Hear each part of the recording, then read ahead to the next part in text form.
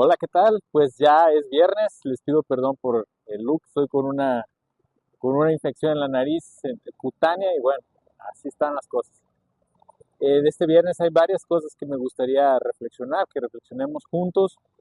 Eh, las noticias de la semana han estado buenas. En México vimos por ahí que el partido en el poder, Morena, ha manifestado algunas divisiones internas que me parece son naturales también de la disputa política normal, vamos a decirlo así.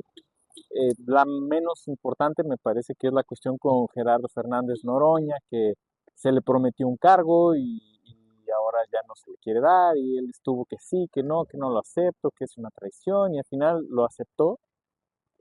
Cosas que suceden en la política, pero te hace pensar que quizá en el fondo Morena, a pesar de traer unas propuestas que en México no se han aplicado y que en ese sentido serían nuevas, funciona igual que los partidos que ya han ocupado el poder. Y por otro lado, y de acuerdo con lo que muchos sospechábamos desde hace mucho tiempo, Andrés Manuel López Obrador, que había dicho, denme, casi casi repitió aquella frase, denme por muerto, me voy a mi rancho y no voy a participar más en política, estos días, ay, pues primero dijo, voy a estar yendo a la Ciudad de México a ver a mi esposa, después dijo, me pongo a disposición si la presidenta Sheinbaum me necesita, pero voy a tener mi derecho a disentir. Si hay asuntos graves voy a participar. No sale de la vida política y esto nos lleva a unas reflexiones interesantes sobre qué tipo de presidente ha sido Andrés Manuel López Obrador, porque más que presidente, su estilo de gobernar ha sido estar en campaña. De hecho, lo veíamos cuando se filtraron los reportes de Guacamaya Leaks, que es lo que decían.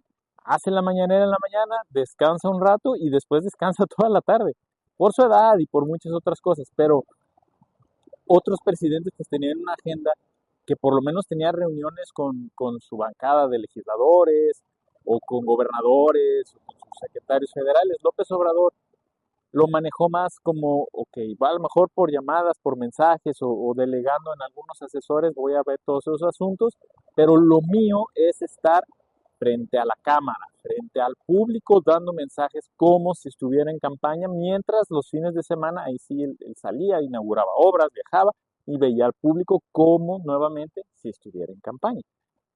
Y todo esto nos recuerda que la situación política en México tiene varias particularidades, porque a pesar de todo lo que, de sus 200 años de la proclamación de la Constitución de 1824, en la que México se estableció como una república democrática federal, la lucha democrática en México no ha terminado no ha terminado. ¿Y por qué? Porque nuestra democracia no se ha establecido al 100%, sigue en proceso de definir algunos mecanismos, de funcionar como se pensó en un inicio que iba a funcionar, por las luchas internas por el poder, por un lado, o sea, los actores políticos en México han tendido a buscar el poder, un poder más allá del que la democracia normalmente les daría, ¿no? A convertirse, pues tuvimos el caso del maximato, tuvimos los dictadores, tuvimos la dictadura del PRI, que a pesar de que no giraba alrededor de una persona en particular, era un sistema de gobierno en particular. Y por otro lado, hemos tenido una población en estos 200 años de vida independiente que ha dejado que desear, digamos, en la defensa de sus intereses y de sus derechos. Por eso estos últimos días había yo llamado, ¿no? A ir creando un movimiento de defensa, no de un proyecto político en particular, sino de valores. Y eso es lo que quiero que sigamos discutiendo. Saludos. Pero para quien tenga la oportunidad de verme en Facebook o en YouTube, voy a continuar aquí haciendo algunas reflexiones que más o menos había dejado en el aire sobre el origen del poder, de la autoridad, y intentar entender por qué las cosas en México han funcionado así. Ya habíamos visto, el poder es esta situación de que lo que yo busco suceda, lo que yo digo se haga, que cuando yo le digo a un grupo de personas que me siguen, que son, digamos, de mi equipo, las cosas van a ser así, me obedezcan sin disputas internas, ¿vamos? Sobre todo eso, sin disputas internas. Y la autoridad, bueno, es simplemente el que yo ocupe un determinado cargo que por cuestiones de leyes y reglamentos tenga ciertas atribuciones, ¿no? Que me dé derecho a hacer ciertas cosas, pero en la práctica muchas veces quien tiene esos cargos de autoridad no tiene poder en la práctica, ¿no? Vamos a decir, hay partes del territorio mexicano que están gobernadas por el crimen organizado. Entonces, los gobernadores que tienen el cargo de con autoridad no tienen el poder de mandar. Quien manda es el crimen organizado en ese caso, ¿no? O durante el maximato o en la hegemonía del PRI, pues independientemente de quién ocupara los cargos, había líderes que eran los que en el fondo decidían qué es lo que se iba a hacer y cómo.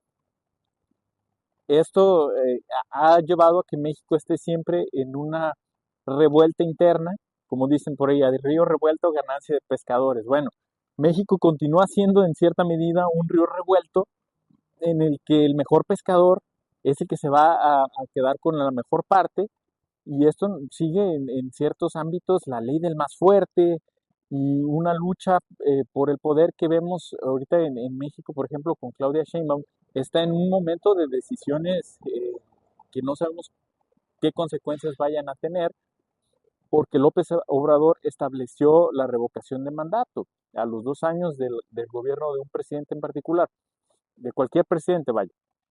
Entonces, cuando se le quiso aplicar a López Obrador no fue vinculante porque pocas personas participaron. Pudiera pasar lo mismo en 2026, que se va a hacer la revocación de mandato, o a finales de 2026 o inicios de 2027 va a ser.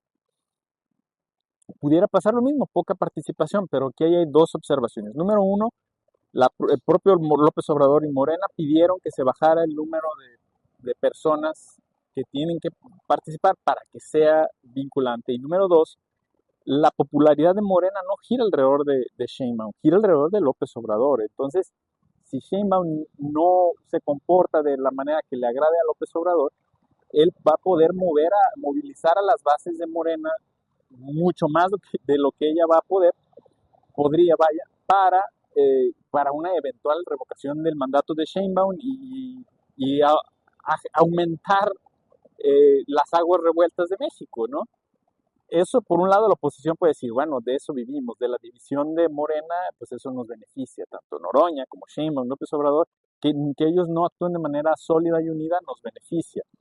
Pero al mismo tiempo, para la sociedad mexicana, esa inestabilidad no es buena, es una mala señal y contribuye a esta falta de definición de la vida política democrática en México, que ya tiene 200 años como una materia pendiente, ¿no? Y por otro lado, la oposición también ha dejado que desear. Vemos ahorita estas propuestas, o sea, sería un momento también de la oposición de decidir qué se va a hacer, cuál es la nueva propuesta para las elecciones de aquí a 3 años o de aquí a 6, 2027 o 2030, o inclusive la participación en la revocación de mandato. ¿Van a ser los mismos partidos? ¿Va a ser un nuevo partido? ¿Cuál es la plataforma política? ¿Cuáles son las ideas, las propuestas, los líderes?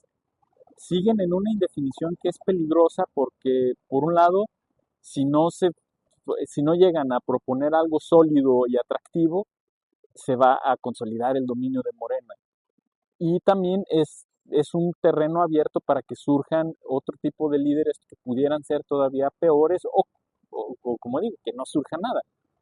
Y no se les ve voluntad política. Hay muchos de estos actores políticos que parecen seguir preocupados por su propio bienestar o por su propia subsistencia de corto plazo, ¿no? Entonces, son varias situaciones que hay que ir analizando, como les he comentado en otros videos, es importante que nos formemos en ciencia política, en sociología, en una cuestión básica de las leyes y reglamentos que están vigentes en México para que podamos exigir, para que podamos entender cuál es lo que está en juego y sus consecuencias. Y pues seguiremos como la gota que cae y que eventualmente puede hacer un agujero, seguiremos aquí. Saludos.